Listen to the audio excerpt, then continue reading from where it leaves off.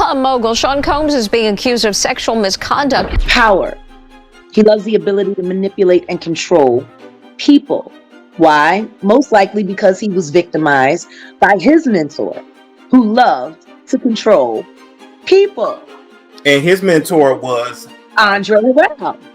Tell us how He was mentored by Clive Davis. The man who allegedly opened fire inside of one of former President Donald Trump's Florida hotels several years ago made some wild statements to law enforcement in his interviews, saying he was a sex slave for Sean Diddy Combs.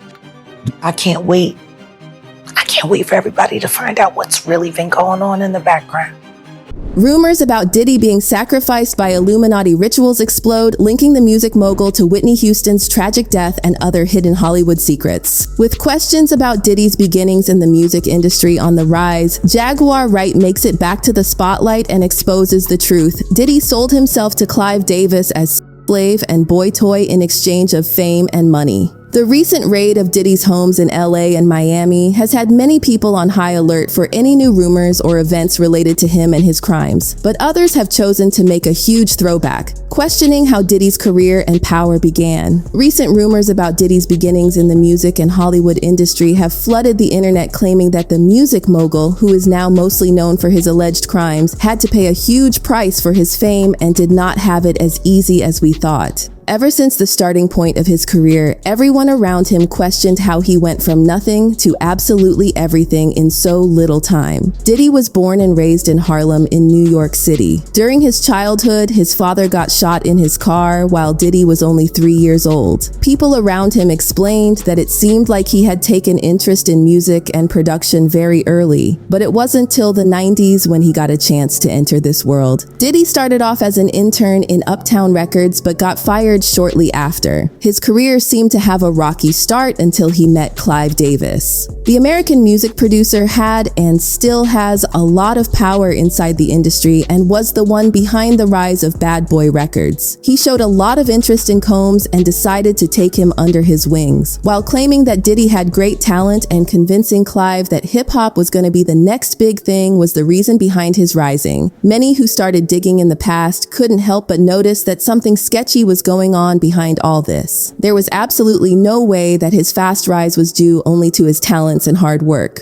With Clive publicly admitting to being bisexual, many claim that Diddy had to get on his knees for him on several occasions and sell his body to this powerful figure to get where he wanted to. With the pair being practically inseparable during the 90s, rumors state that they have had a secret relationship going on for 5 years, and that was one of the relationships mentioned in Clive's book. While some claim it was wanted from both sides, others say it was Diddy's way of payment in exchange of Clive's help to kickstart his career. Jaguar Wright came out and admitted Diddy was, in fact, one of Clive's sex slaves who was paid for his sexual intercourses and other services. Shortly after they met, Davis threw a huge amount of money to start Bad Boy Records, which fastly climbed to the top charts. Making his debut single Can't Nobody Hold Me Down, spent 28 weeks in the Billboard Hot 100 chart, peaking at number 1. The parallels that the relationship between Davis and Diddy and the accusations being thrown against Diddy's share are insane. And as we all know, many villains need an even worse mentor to shape them. So could the actions that Diddy has been doing be the same ones that had been done to him? There's always been confusion about how he achieved so much in so little time, as Combs is known worldwide with a net worth up to $1 billion. However, those numbers got fastly lowered to $800 million when the allegations started coming his way. Cassie's lawsuit seemed to pave the way for many more legal battles against Diddy for different crimes, including drug smuggling, assault, and abuse. With all the darkness that's being exposed, you might think it can't get worse than that. But the truth is, it can, and it has. Latest accusations against him reveal some very disturbing details. Shocking footage of an interview by FDLE special agents and Miami-Dade police detectives reveals that a man who was arrested for opening fire in one of Trump's hotels a few years ago made some revelations that were ignored back in the day. During his interview with the Florida Department of Law Enforcement, Oddi, a 42-year-old former stripper, is heard explaining how he was a sex slave for Diddy and exposing him for being part of an Illuminati cult known for having some of the most powerful black people in the industry. I had sex with Cassie and Sean. Basically, he would masturbate and tell me what to do with Cassie. Josh Oddi also exposed that Diddy did not only make him have sexual intercourses with him, but also with Cassie, confirming the voyeurism allegations against the music mogul. How do I know this? Yeah, that's what I want to know. How do you know this? Do you know Sean Combs? Puff Daddy? Yeah. P. Diddy, whatever you call himself these days. Yeah, go ahead. Yeah, he's part of what's called the Boule. The Boule is a branch of the Illuminati. Okay. And it's the black people.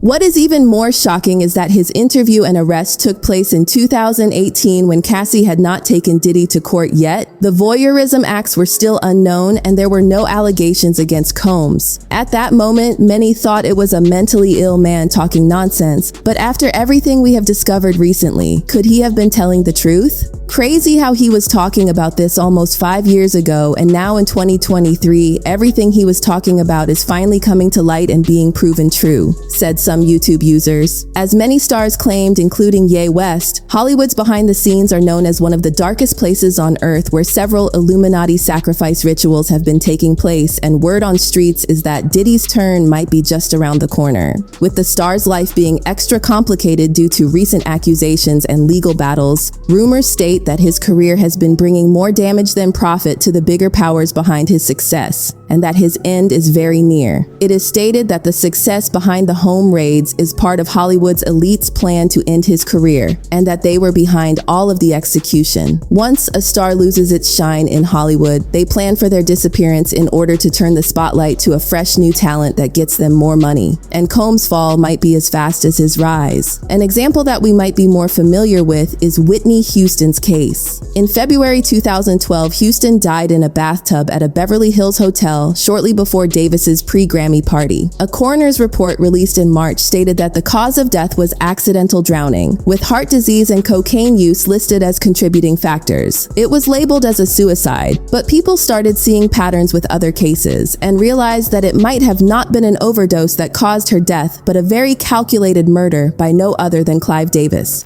Leola Brown, Bobby Brown's sister, has said on several occasions that she was beaten. They saw her body. She didn't just die in a tub, like she was beat up. Her and Clive had a fight 2 days before. And from what I was told, Bobby Christina was present for some of that fight. And then the next thing you know, she's dead.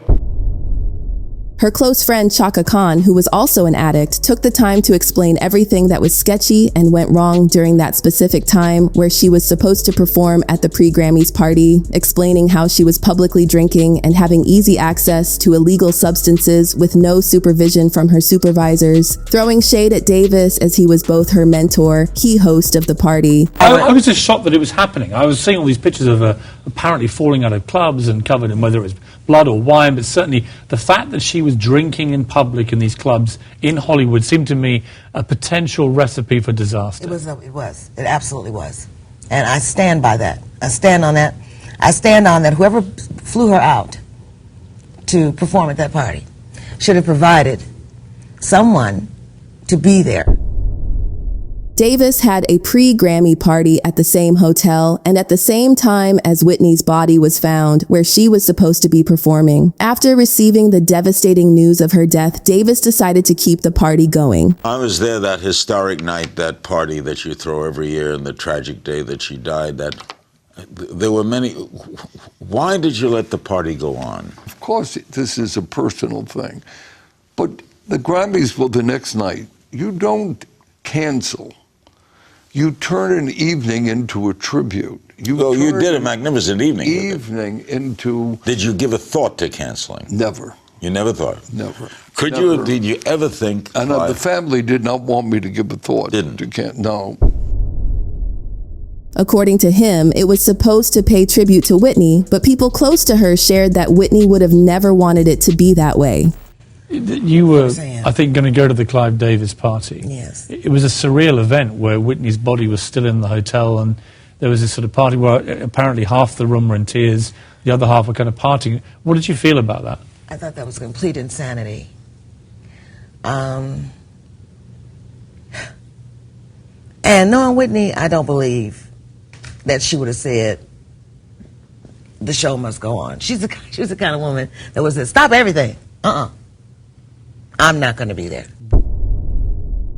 Now, you are probably thinking, what does Diddy have to do with all this? Well, it seems like due to Diddy's extremely close relationship with Davis, it is speculated that he knew the reality behind her death, but never spoke up in order to protect his master. But it doesn't end here, as Diddy himself is rumored to have taken people out of his way when they became an inconvenience, and that he was the one behind Kim Porter's death after she was about to release a book about her life, allegedly exposing what she went through with Diddy.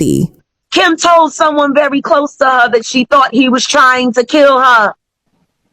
Just like Whitney Houston sent a note and said that they was trying to kill her. Just like fucking Janis Joplin sent a note and said they was trying to kill her when Clive Davis had only been managing her for a year.